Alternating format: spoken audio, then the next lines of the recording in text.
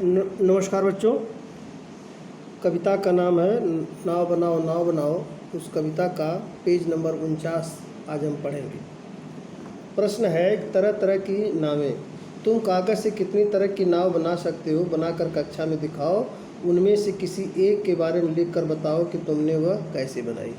आप कक्षा में बताएंगे कि तुम कौन कौन सी नाव बना सकते हो, या कभी नाव बनाई है तो उसको कैसे बनाया, उसमें क्या क्या उपयोग किया है, उस नाव में कितना खर्च तो बहुत कम आता है, लेकिन उसमें ये भी बताओ तुम्हें क्या क्या सामान लगी, ये सारी चीज़ें तुमने कैसे व्यवस्था की।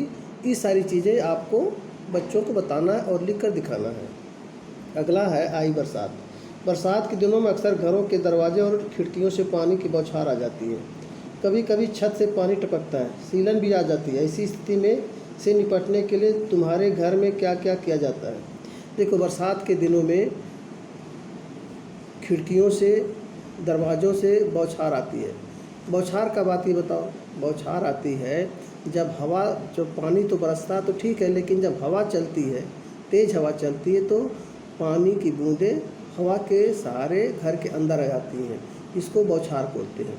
तो बौछार से निपटने के लिए तुम लोग क्या करते हो? बौछार से निपटने के लिए सबसे बढ़िया तरीका है कि हम दरवाजे खिड़कियां बंद कर देते हैं, खिड़कियों को पर्दे लगा देते हैं और ऐसा प्रयास करते हैं कि पानी बाहर से अंदर ना आ सके। दूसरी कभी कभी अवस्था आती है कि छत से पानी टपकने लगता है। ऐसी स्थिति में क्या करना चाहिए, या लोग करते क्या हैं? ऐसी स्थिति में जहाँ पानी टपक रहा है वहाँ पर कोई घड़ा, बाल्टी रख देते हैं ताकि जो पानी गिरे उसी में गिरे और पूरे घर के फर्श को ख़राब न करे। जैसे जब घड़ा भर जाता तो उसको उठाकर बाहर पानी फेंक देते हैं और फिर वहाँ पर घड़ा रख देते हैं। तो इस तरह से टपकते हुए पानी से हम अपने घर को बचाते हैं। अगला प्रश्न, बारिश के मौसम में गलियों और सड़कों पर भी पानी भर जाता है। तुम्हारे मोहल्ले और घर के आसपास बारिश आने पर क्या क्या होता है? हमने अक्सर देखा है, इसमें बरसात का मौसम तुम खुद देख रहे हो कि जब बारिश होती तो गली मोहल्ले भर जाते हैं, सड़कें भर जाती हैं।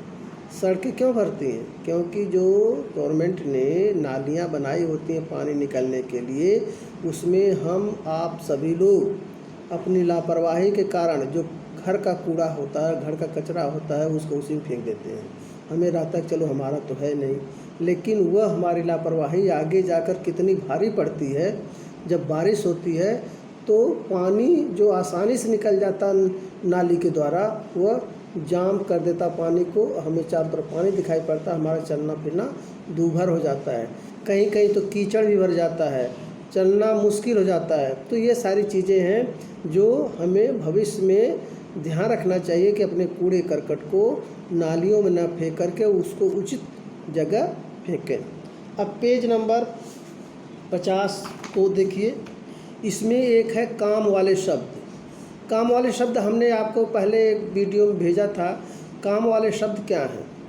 जो शब्द किसी के काम के होने को बतावें, वो है काम वाले शब्द, जिनको क्रिया भी बोलते हैं। जैसे मैं आपको अभी कुछ बता रहा हूँ, मैं आपको पढ़ा रहा हूँ, कुछ नई चीज़ें बता रहा हूँ। ये इस समय मेरा काम यही कि मैं आपको कुछ चीज़ बता रहा हूँ। मैं उठ कर के चला जाऊँगा, मान लो खाना खाता हूँ तो खाना खाना मेरा काम हो गया। फिर सोता हूँ, सोना मेरा काम हो गया। जो भी क्रिया मैं कर रहा हूँ वो सब काम वाले शब्द होते हैं। काम वाले शब्द जैसे उठना, रोना, जागना, हंसना, बोलना, सारी चीज़ें जिससे हमारे किसी काम को पता चले, वे सारे काम वाले शब्द हैं।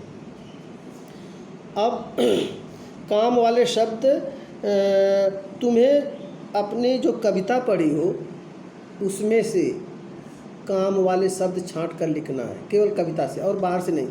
कविता में आप पढ़िए और उसमें काम वाले शब्द छांट करके लिखिए।